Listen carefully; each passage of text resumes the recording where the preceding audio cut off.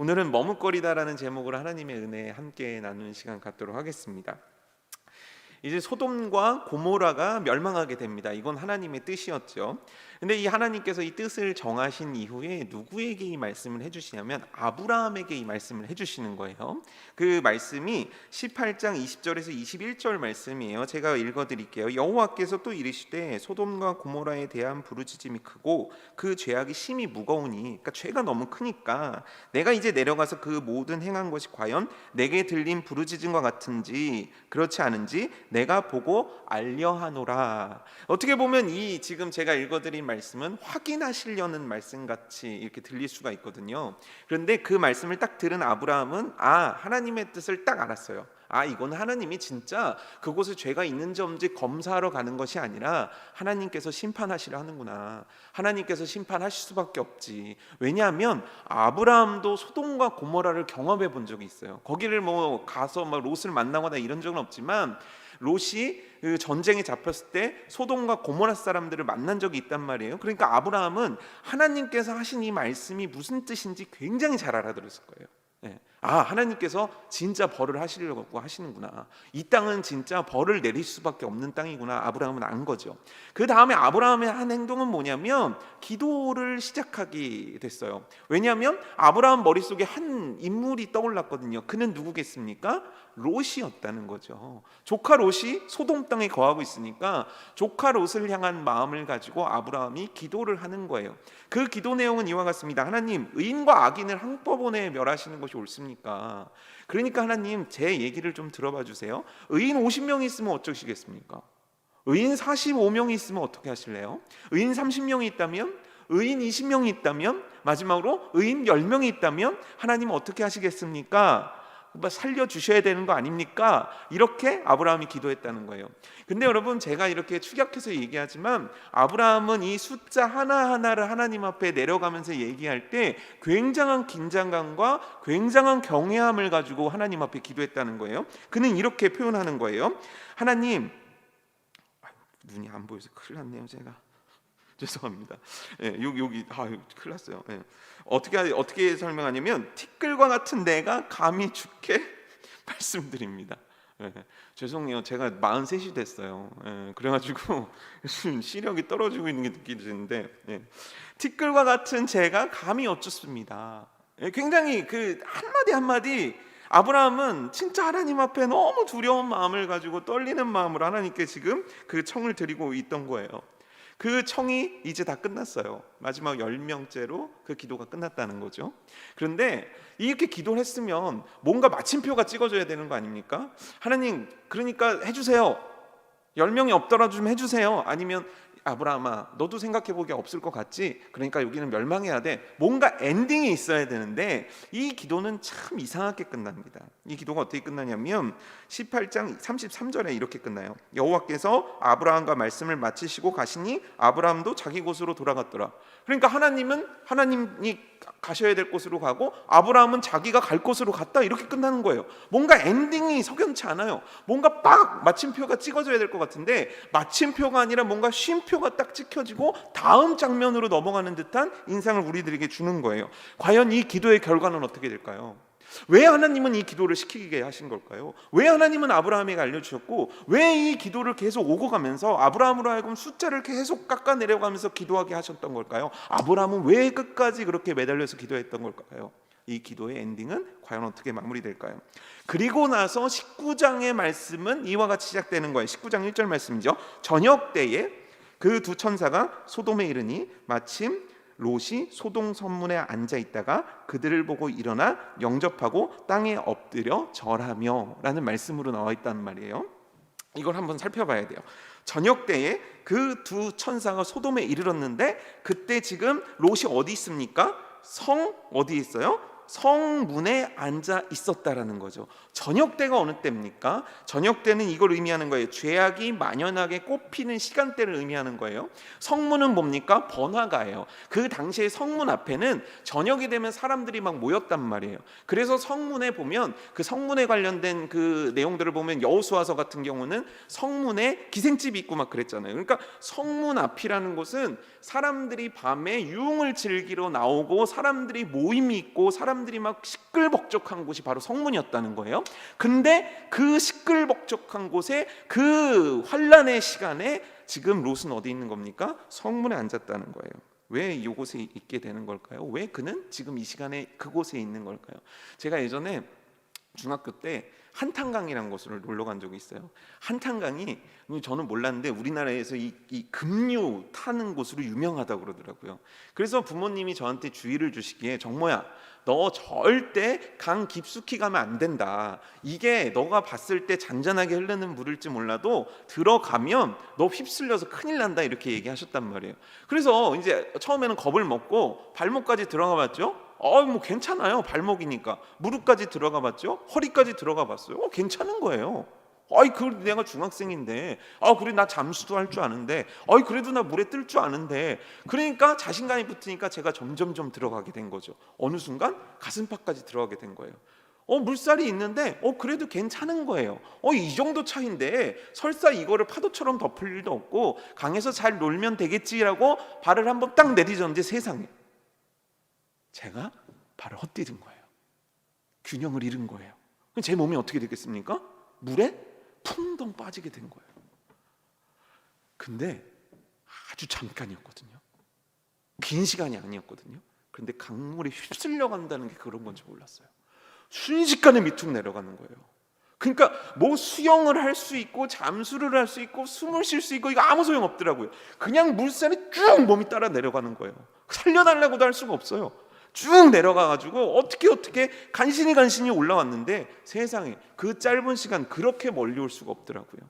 뭡니까? 지금 롯이 한탄강 같은 곳에 있는 거예요. 그는 어렸을 때부터 하나님 말씀을 배운 자 아닙니까? 아브라함 밑에서 자란 자예요. 그러니까 지금 소돔이 어떤 곳인지 그곳의 죄악에 대해서 그는 너무너무 정말 질릴 정도로 깨닫고 있었을 거예요. 그럼 어떻게 해야 되냐? 그는 거기서 나와야 돼요. 그는 거기서 나와야 사는 거예요. 근데 나오지를 못하는 거예요. 나오지 못한 채 지금 이러지도 못하고 저러지도 못하는 상황, 죄악의 물결 가운데 이러지도 못하고 저러지도 못하는 그 소돔의 그 롯의 모습이 지금 19장 1절에 그대로 묘사가 되어 있는 거예요. 저녁 때 성문 앞에 앉아있는 롯의 모습 말입니다. 그런데 여기서 아주 신기한 역사 하나가 일어나요. 그게 뭐냐면 두 천사가 지금 롯에게 나타난 겁니까? 아니요. 정확히 보면 뭐냐면 두 천사가 지금 그 성문에 앉아있는 그 사람들이 번화가 속에 들어온 거예요. 그러니까 그 성을 들어온 거예요. 그런데 놀라운 건 뭡니까? 지금 이 두 천사를 누구만 바라봤습니까? 누구만 발견한 겁니까? 롯만 발견하는 거예요. 실제 이제 뒤편에 보게 되면 그 동네 사람들이, 악한 사람들이 막 롯의 문을 두드린 거예요. 롯 집 문을 막 두드리면서 뭐라 그럽니까? 그 두 사람을 내놔라. 그 나그네들을 자기들한테 내놔라. 우리가 갖겠다. 우리가 그 정말 성적인 타락의 모습들을 그대로 보여주는 구절이 있지 않습니까? 그게 의미하는 게 뭐냐면 지금 이들은 이방인들에 대해서 굉장히 집중돼 있었다고요. 그들은 이방인이 드나드는 거에 대해서 무관심한 사람들이 아니에요. 누가 왔는지를 알아요. 누가 어떻게 된지를 너무 잘 알아요. 그런데 그 두 사람이, 두 천사가 지금 성문에 딱 왔으면 사람들의 이목을 당장 받았을 거예요. 근데 중요한 건 뭐냐면 그 사람들에게 그 천사들의 모습이 자극이 되지 않았다는 거예요. 그럼 누구에게만 자극이 됐는가? 롯에게만 자극됐다는 거예요. 19장 1절을 다시 보게 되면 마침 롯이 소돔 성문에 앉아있다가 그들을 보고라는 표현이 나와요. 근데 이 보고라는 단어의 뜻은 뭐냐면 이해하다, 지각하다는 뜻이에요. 그러니까 쉽게 얘기하면 알아본 거예요. 저들이 천사인지를 알아봤는가? 그렇게까지 얘기하기에는 좀 부족할지 모르지만 어찌됐건 롯은 그 존재가 특별하다는 것을 알아챘다는 것 정도는 우리가 알 수 있어요. 어떻게 알아챌 수 있죠? 19장 1절 하반절에 어떻게 나냐면 일어나 영접하고 땅에 엎드려 절을 했다는 거예요. 뭔가 특별하구나. 뭔가 특별한 자들이구나. 롯만 알아봤다는 거예요. 그래서 롯이 그들을 집으로 들이는 거예요. 하나님께서 지금 롯에게 기회를 주고 계신 거죠. 무슨 기회입니까? 그곳에서 벗어날 수 있는 기회, 심판에서 살아날 수 있는 기회. 그가 롯이라는 자가 원래 살았어야 돼 진짜 하나님의 백성답게 살아갈 수 있는 기회를 지금 롯에게 주기 원하시는 거예요. 살리고자 하시는 게 하나님의 뜻이었단 말이에요. 그래서 그 기회를 줍니다. 그리고 그 기회를 잡자 말씀하십니다. 이제 곧 이곳은 심판이 있을 거다. 이곳에는 심판이 있을 거야. 그래서 구체적인 방법들을 알려주시는데 뭐냐면 너는 너의 가족들까지, 하나님께서는 롯의 가족들까지 살려주시려고 가족들을 이끌어서 지금 내가 너한테 가라는 곳으로 가야 된다. 급하다. 시간이 없다. 지금 막 재촉하는 거예요. 그래서 사위들을 불러서 이야기를 합니다. 근데 사위들의 반응은 어떻습니까? 비웃어요. 조롱해요. 장인어른이 미쳤다는 거죠. 장인어른 뭔가 제정신이 아닌가 보다 하시는 거죠. 그래서 그들은 외면해요. 그러니까 지금 롯이 데리고 갈 수 있는 사람은 그의 아내와 두 딸이에요. 그러면 빨리 가야 돼요. 그렇죠? 빨리 지금 나가야 돼요. 하나님께서 심판하신다고 하시고 천사를 보내주셨으니까 지금 이 시간에는, 지금 제가 얘기 드린 이 상황에는 이미 천사임을 롯이 깨달은 상황이거든요. 그러니까 천사임을 깨달은 롯 입장에서는 당연히 하나님의 말씀이고 그럼 당연히 지금 움직여야 된다는 게 확실한 거예요. 근데 그때 그의 반응이 너무 놀라워요. 16절이에요. 우리 16절 한번 볼까요? 그러나 롯이 어떻게 합니까? 지체한다는 거예요. 재촉하는데 지체한다는 거예요. 재촉이 뭐예요? 야 빨리 가. 지체하고 있다는 거예요. 근데 왜 지체했는가? 여러분 왜 지체했는가? 이 지체하다는 뜻이 망설였다는 뜻이에요. 그럼 망설이다는 뜻이 뭔지 여러분 아십니까? 이리저리 생각만 하고 태도를 결정하지 못한다. 이리저리 생각하고 태도를 결정하지 못한다. 이리저리 생각하고 태도를 결정하지 못한다. 그런데 가령 망설이다는 게 쇼핑센터에서는 이해가 돼요. 예. 오늘 이 옷을 살까 저 옷을 살까, 이 음식을 먹을까 저 음식을 먹을까, 그럼 망설일 수 있어요. 그렇죠? 근데 지금 여러분 이 상황이 이와 같은 거예요. 지금 소방관이 막 온 거예요. 집에 막 문을 뜯고 온 거예요. 그러더니 자 지금 저 가스가 폭발합니다. 여기 지금 전 지역에 도시가스가 폭발합니다. 그러니까 빨리 나오세요. 소방관이, 누가 동네 아저씨가 얘기한 게 아니라 소방관이 여러분들한테 얘기하면 어떻게 해야 됩니까? 거기서 망설입니까? 지체합니까?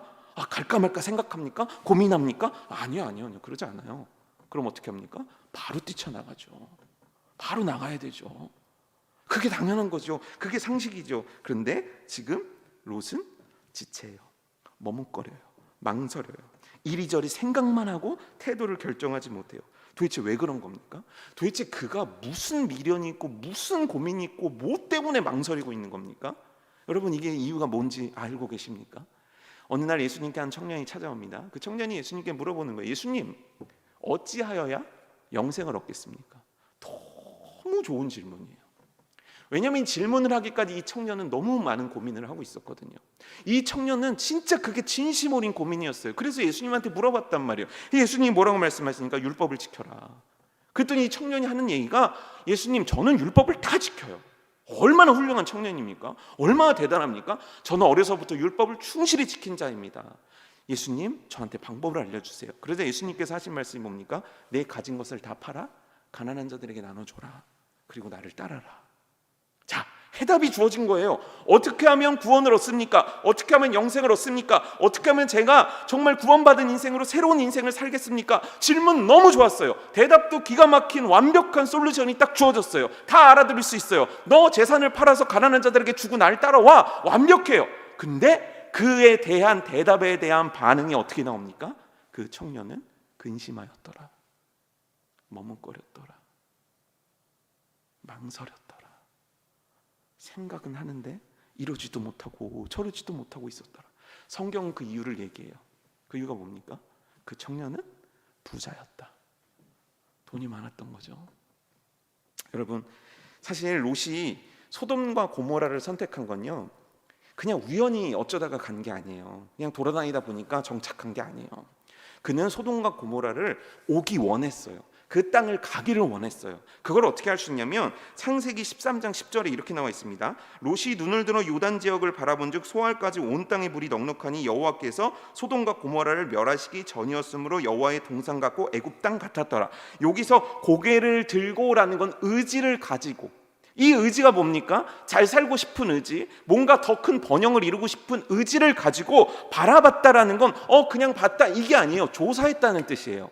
그러니까 뭐냐면 내가 어디를 가야 잘 살 수 있지? 내가 지금 삼천덕에 이렇게 많은 것들을 갖게 됐는데 내가 이걸 어떻게 하면 더 불릴 수 있지? 내가 어떻게 하면 더 부자가 될 수 있지? 그 관심으로 찾은 땅이 소돔이었다는 거예요. 그는 그냥 우연히 간 동네가 아니에요. 그는 부자가 되고 싶었어요. 그는 잘 살고 싶었어요. 그는 더 높이 올라가고 싶었어요. 그래서 소돔 땅을 택한 거예요. 그는 내가 어떻게 하면 하나님의 자녀답게 살 수 있을까? 내가 어떻게 하면 하나님께서 나에게 준 소명을 이루어드리면 살 수 있을까? 내가 어떻게 하면 하나님의 자녀로 하나님께 영광 돌리며 살아갈 수 있을까? 내가 어떻게 하면 하나님 나라를 확장시키며 살아갈 수 있을까? 내가 어떻게 하면 나에게 준 소명과 사명을 잘 감당하며 살아갈 수 있을까? 어떻게 하면 내가 비전을 향해서 정말 질주하는 인생을 살아갈 수 있을까? 그 관심이 없어요. 그의 인생의 관심은 뭡니까? 내가 어떻게 하면 높이 올라갈까? 내가 어떻게 하면 부자가 될까? 내가 어떻게 되면 많은 것을 가질까? 그래서 골룸 땅이 소돔이었다는 거예요. 그래서 그의 선택에 문제가 있다는 거거든요. 그런데 그렇게 소돔을 선택한 그가 인생이 순탄했냐는 거예요. 그의 인생은 전혀 순탄치 않아요. 우리가 그 9절 말씀을 보면 그의 지금 인생의 처지가 나와요. 9절이 뭐냐면 이제 그 나쁜 사람들이 와가지고 막 롯의 문을 두드리는 거예요. 그리고 두 천사를 막 내놔라 그러는 거예요. 그랬더니 이 롯이 어떻게 하냐면 그러지 마십시오. 왜 이렇게 악한 일을 하십니까? 소돔 사람들한테 그렇게 얘기하자. 소돔 사람들이 이와 같이 얘기하는 거예요. 9절 말씀입니다. 그들이 이르되 너는 물러가라. 또 이르되 이자가 들어와서 거류하면서 우리의 법관이 되려 하는도다. 이제 우리가 그들보다 너를 더 헤아리라 하고 롯을 밀치며 가까이 가서 그 문을 부수려고 하는지라. 여기서 제가 읽어드린 거류하면서 이라는 뜻이 뭐냐면 너는 이방인이다라는 뜻이에요. 지금 여러분 생각해 보세요. 롯은요 전쟁도 같이 했어요. 전쟁터도 같이 갔어요. 이 전쟁 우리 군대 갔다 오면 다 하나 아닙니까? 남자분들은 그렇지 않습니까? 몇 기십니까? 쫙쫙쫙 나오는 거 아닙니까? 물론 저는 저 육군이라서 뭐 기수 뭐 이런 건 없지만 뭐 해병대 하면 딱 그게 있는 거 아닙니까? 근데 지금 같이 전쟁에 참여했고 이제 자리도 좀 잡아가지고 사위들도 소돔 사람들로 얻을 정도로 자리도 잡았다고 생각하고 이제는 어느 정도 나한테 기반이 있다라고 생각하는데 소돔 사람들한테 롯이라는 사람은 뭡니까? 롯이라는 사람은 이방인이에요. 너는 거류하는 주제, 너 이방인 주제. 생각해 보십시오. 잘 살고 싶어서 소돔에 왔어요. 소돔에 왔는데 여전히 이방인이에요. 그럼 그가 잡을 수 있는 게 뭐가 있겠습니까? 돈밖에 더 있습니까? 그를 지탱해 주는 게 뭡니까? 재산밖에 더 있습니까? 그가 이것 놓치면 그의 정체성은 사라지는걸요. 그가 이것 놓치면 사람들이 무시할걸요. 그가 이것 놓치면 사람들이 자기 사람 취급도 안 해줄걸요. 그는 그 타락의 문화와 타락의 물결 속에서 이거 하나 붙잡고 산 사람이에요. 이거 놓칠 수 없는 사람이에요. 이거 끝까지 잡고 늘어지며 살았던 사람이에요. 그래서 그는 머뭇거리는 거예요. 그래서 그는 주저하는 거예요. 살 길이 무엇인지를 몰라서 주저하는 게 아니에요. 놓지를 못하니까 주저하는 거예요. 내가 이게 정답인지를 몰라서 그러는 게 아니에요. 이걸 놓으면 죽을 것 같으니까 그러는 거예요. 그런데 하나님의 은혜는 여기서 다시 한번 그에게 임합니다. 어떻게 합니까? 여기서 또 구해내시는 거예요.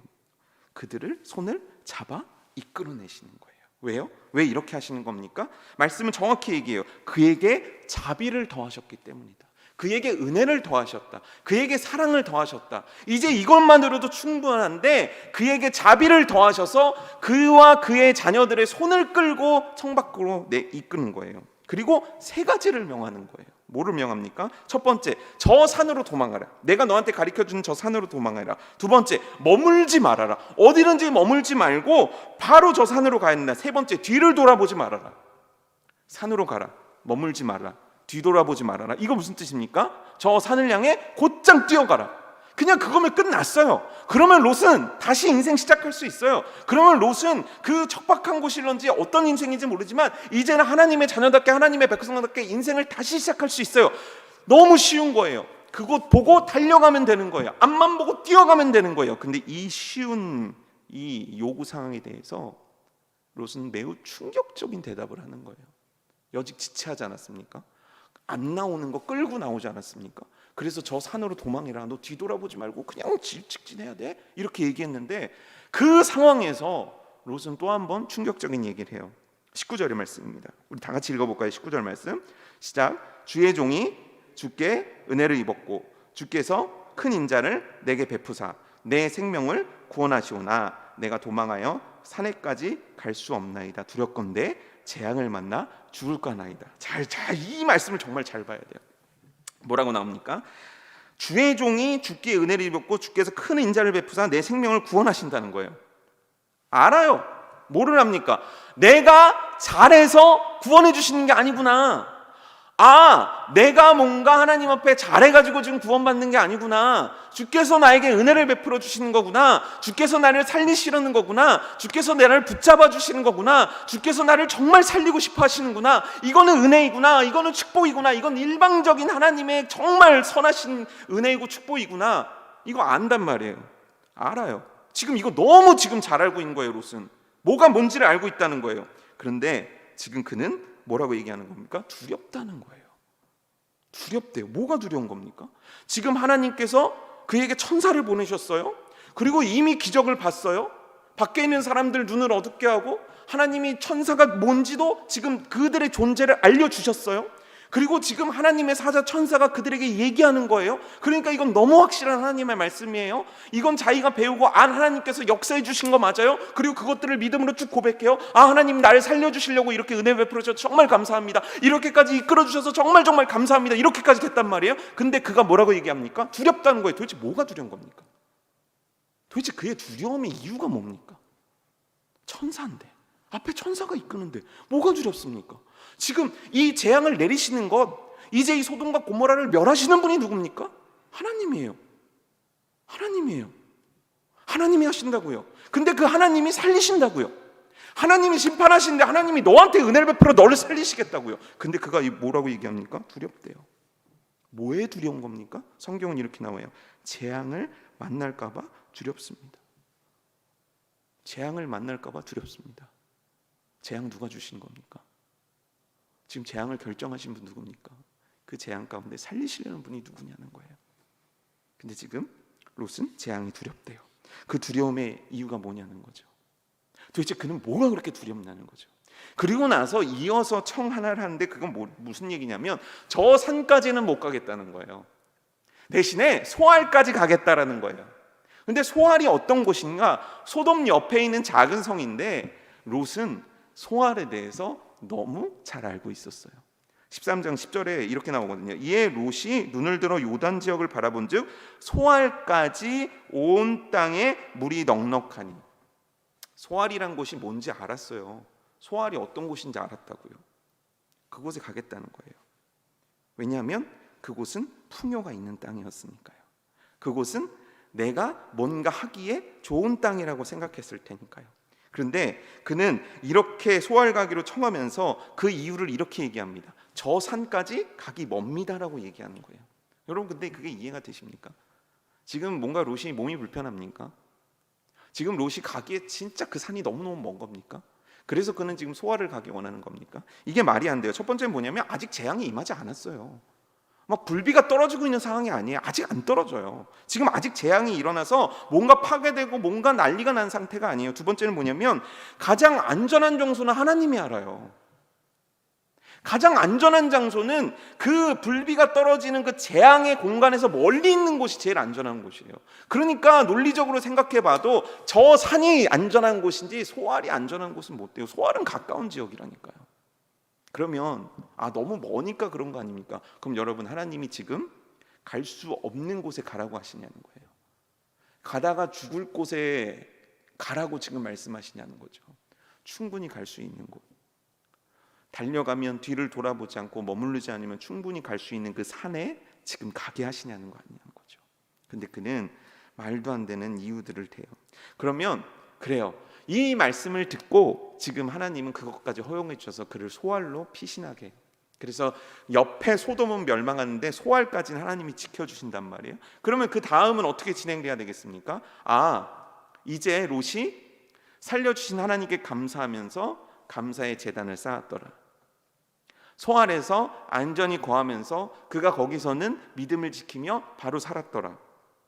뭔가 이렇게 이렇게 마무리가 돼야지 훈훈해지는 거 아닙니까? 그런데 도무지 이해할 수 없는 상황이 또 일어나게 되는 거예요. 30절 말씀인데 우리 같이 한번 읽어볼까요? 성경 갖고 계시니까 30절 한번 읽어볼게요. 롯이 소알에 거주하기를 두려워하여 두 딸과 함께 소알에서 나와 산에 올라가 거주하되 그 두 딸과 함께 굴에 거주하였더니. 다시 어디로 가는 거예요? 결국 하나님께서 말씀하신 그 산으로 가는 거예요. 그 산에 갔었으면 돼요. 그 산에 처음부터 갔었으면 돼요. 그렇다면 뒤에 일어나는 비극적인 사건은 일어나지 않았을 거예요. 근데 롯은 안 가요. 두려워서 못 가겠다고 그러거든요. 근데 지금 소알에서 또 뭐라 그럽니까? 두렵다는 거예요.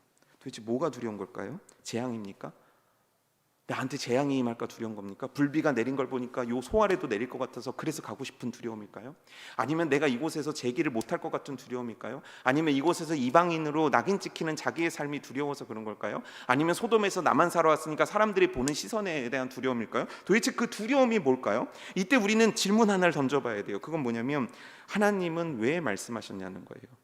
하나님은 왜 아브라함에게 말씀하셨을까? 하나님은 왜 롯에게 말씀하셨을까요? 그 이유가 뭡니까? 살리시겠다는 거죠. 간단해요. 아브라함한테 이야기하신 이유도, 롯에게 말씀하신 이유도 간단해요. 살리고 싶은 거예요. 누구를요? 롯을요. 하나님의 뜻은 확실해요. 그래서 그 죄악된 소돔에서 이 아들을 건져내서 이 아들을 살리고픈 게 하나님의 마음이란 말이에요. 베드로후서 2장 7절에는 이렇게 나와요. 무법한 자들의 음란한 행실로 말미암아 고통당하는 의로운 롯을 건지셨으니 이는 이 의인이 그들 중에 거하며 날마다 저 불법한 행실을 보고 들으므로 그 의로운 심령이 상함이라. 이게 무슨 얘기입니까? 롯이 있었다는 거예요.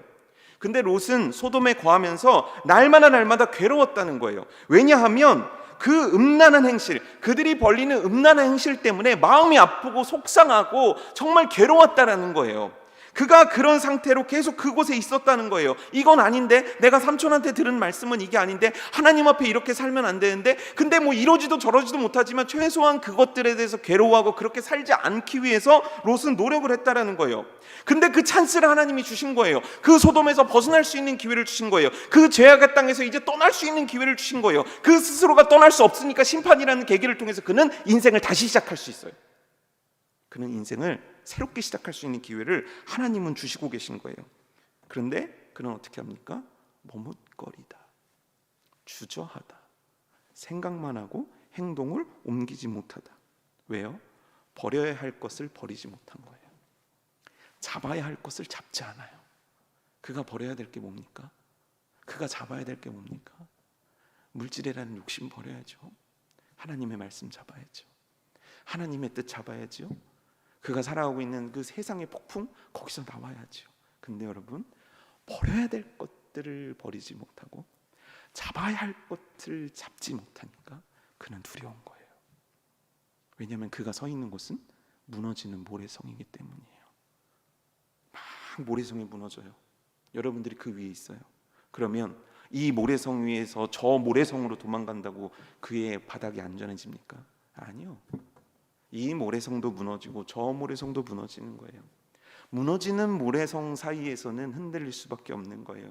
흔들릴 때 두려움이 임하는 거예요. 그의 두려움은 잡아야 할 것들을 잡지 못하고 버려야 될 것들을 버리지 못함으로 시작되는 거예요. 그는 옮겼어야 돼요. 그는 떠났어야 돼요. 그런데 그는 그것들을 하지 못하는 거예요. 머뭇거리는 거예요. 하나님의 말씀을 따라야 되는데 세상이 잡고 있는 거죠. 하나님의 뜻을 따라야 되는데 세상을 놓지 못하는 거죠. 그 사이에서 머뭇거리다가 그는 발을 모래성 위에 두고 있으니까 그는 두려울 수밖에 없는 거예요. 그는 하나님을 잡아야 돼요. 물질을 잡는 게 중요한 게 아니에요. 성공을 잡는 게 중요한 게 아니에요. 물질도 성공도 하나님이 주시는 거예요. 하나님을 잡아야 되는 거예요. 그런데 그는 그렇게 하지 못해요. 아는데 못해요. 아는데 하질 않아요. 아는데 답을 못 쓰는 거예요. 이게 얼마나 답답합니까? 여러분 생각해 보세요. 여러분들이 고시 이제 뭐 수능을 보러 갔다고 쳐요. 답을 알아요. 안 쓰고 가만히 있어요. 말이 됩니까? 아니죠. 이게 얼마나 답답한 인생입니까? 근데 종은 쳐요. 종 시간이 막 다가와요. OMR이 내가 아는 답을 쓰면 돼요. 그러면 돼요. 그러면 합격할 수 있다고요. 그러면 대학을 간다고요. 근데 이걸 못하고 있는 거예요. 소돔이 답을 몰라서, 아니 롯이 답을 몰라서 이러고 있는 게 아니에요. 롯이 답을 몰라서 인생이 그렇게 구렁텅이로 가는 거 아니에요. 그의 인생이 망가진 이유가 답을 몰라서가 아니에요. 너무 확실한 답을 아는데 머뭇거림 때문이에요. 정답을 알지만 정답으로 갈 수 없는, 그를 붙잡고 있는 욕심들, 그가 붙잡고 있는 인간적인 것들이 그로 하여금 하나님이 살려주시고자 하신 기회를 잡지 못하게 만들어버리는 거예요. 여러분, 사다리 올라가 보셨습니까? 사다리. 사다리를 이렇게 올라가면 흔들려요. 그렇죠? 내가 아무리 근육이 있고, 내가 막 헬스를 막 30년을 해서 막 팔뚝이 30cm만 하고, 내가 막 머리가 IQ가 막 180이고, 내가 막 박사학위가 10개고, 내가 기술이 너무너무 탁월하다고 그래서 그런 사람이 흔들리는 사다리 위에 올라가면 아무것도 못해요. 아무것도 못해요. 높이 뻗은 사다리에선 아무것도 못해요. 흔들리는 사다리 위에선 내가 아무리 잘나고 아무리 뛰어나고 아무리 탁월해도 아무것도 못해요. 그러면 어떻게 해야 됩니까? 그가 단단한 땅 위에 올라왔을 때 그의 능력이 발휘될 수 있는 거예요. 지금 롯은 흔들리는 사다리 위에서 내려와야 되는 거예요. 이제 곧 넘어지는 사다리에서 내려와야 돼요. 그리고 그는 반석 위에 서야 돼요. 예수 그리스도라는 반석, 말씀이라는 그 진리 위에 서야 돼요. 오늘 하나님께서는 그렇게 하길 원하셔서 이 역사들을 만들어 계신 거예요. 우리 다시 처음 질문으로 돌아보죠. 왜 하나님은 아브라함에게 이 사실을 알리셨습니까? 왜 하나님은 아브라함에게 기도하게 하셨습니까? 왜 하나님은 롯으로 하여금 이렇게까지 이끌어 주시고 붙잡았습니까? 롯을 살리신 이유는 간단해요. 그가 의로워서가 아니에요. 그가 대단히 의로워서 아브라함처럼 의로움의 단계가 있어서 그를 살려주신 게 아니에요. 살려주시려고 의롭다 하신 거예요. 그를 살려주신 이유는 더 직접적으로 나와요. 뭡니까? 아브라함을 기억하사, 아브라함을 기억하사, 아브라함을 기억하사 그에게 은혜를 더하시고 계신 거예요. 그렇다면 오늘 롯은 이 기회를 잡아야 돼요. 말씀이 주어질 때 기회를 잡아야 된다고요. 여러분, 2021년입니다. 가만히 생각해 보세요. 나의 2021년은 어디서 시작합니까? 내가 지금 딛고 있는 곳이 모래성입니까? 그럼 그 모래성은 또 나에게 두려움을 줍니다. 이러지도 저러지도 못한 상태에 만들어요. 흔들리는 사다리 위입니까? 아무것도 못해요. 여러분들이 아무리 많은 것들을 갖고 있다 해도 아무것도 못해요. 그렇다면 우리가 서야 될 곳은 어디 있습니까? 우리가 지금 있어야 되는 자리는 어디입니까? 떠나라 했을 때 떠나는 거예요. 가라 했을 때 가는 거예요. 제가 이 말씀을 유심히 보다가 어렸을 때 제 모습이 떠오르더라고요. 뭐냐면 엄마가 이제 예전에는 이제 저 때만 해도 이제 오후 5시가 되면 집에 와야 되는 시간이에요. 왜냐면 그때 이제 뭐 제 기억이 맞는지 모르지만 무슨 유치원 무슨 프로그램도 하고 만화가 보통 5시 뭐 이쯤 시작했던 것 같아요. 그래서 온 집 동네 애들이 5시만 되면 이제 집으로 온단 말이에요. 그럼 5시에 엄마가 정모야 들어와라 이렇게 한단 말이에요. 그럼 어떻게 해야 돼요? 그러면 그때 손을 털고 가면 아무 일이 없어요. 좀 옷이 더러워져도 에휴 왜 그랬어? 옷 벗고 가서 씻고 와서 밥 먹자. 그러면 행복한 저녁이 돼요. 근데 버팅겨요. 와라 하는데 안 가요. 그럼 어떻게 됩니까? 엄마한테 맞아요. 엄마한테 혼나요. 그럼 내 저녁은 어떻게 됩니까? 눈치 보면 밥 먹어야 돼요. 울어야 돼요. 심하면 예전에 막 내쫓고 그러지 않았습니까? 그렇게 돼야 돼요. 망가지는 거예요. 그럼 그날 저녁 식탁에는 소고기가 있든 갈비가 있든 그게 행복을 줍니까? 아니요. 그럼 그 자녀가 가장 행복하는 길은 뭡니까? 나와라 네 엄마. 자 이제 일로 와 그만해 네 아빠. 자 이제 누구누구 집사야 이제 나에게로 와라 예 하나님. 그게요. 그거에서 2021년을 시작해야 되는 거예요. 그거에서 시작해야 되는 거예요. 여전히 그곳에 있다가는 한탄강 속에 있는 제 모습과 같아요. 여전히 그곳에 있다가는 그 밤에 성문 앞에 있는 롯과 같이 돼요. 우리가 해야 될 건 하나님 말씀대로 나오는 거예요. 얘 잡아라 얘 버려라 얘 나와라 얘 여기 서라 얘. 너무 얘가 맞나요? 그거예요. 우리가 해야 될 건 너무너무 단순한 거예요.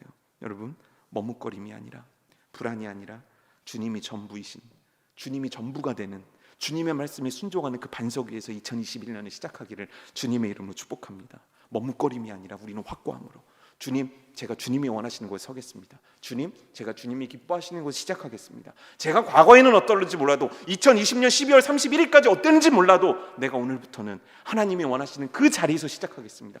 그곳에서 나오겠습니다. 주님께서 나에게 말씀을 주고 계시니 내가 그곳에서 나와서 주의 뜻 따르겠습니다. 이것이 우리 중앙교회 성도들의 믿음의 결단이요 발걸음이고 여러분들이 선 그 자리가 되기를 주님의 이름으로 축복합니다. 너무 감격스러운 건 오늘도 주님은 말씀하고 계신 거예요. 나에게 아직도 말씀하고 계신 거예요. 그러니 여러분, 우리가 해야 될 건 잡을 주님을 잡고 버려야 될 죄악들을 버리는 거예요. 잡아야 될 주님을 잡고 버려야 될 어리석음을 버리는 거예요. 그리고 이와 같이 고백하며 시작하는 거예요. 나와 내 집은 오직 여호와만을 섬기겠습니다. 그 길 위에서 시작하는 축복된 여러분들의 가정과 우리 모두의 삶이 되기를 주님의 이름으로 축복합니다.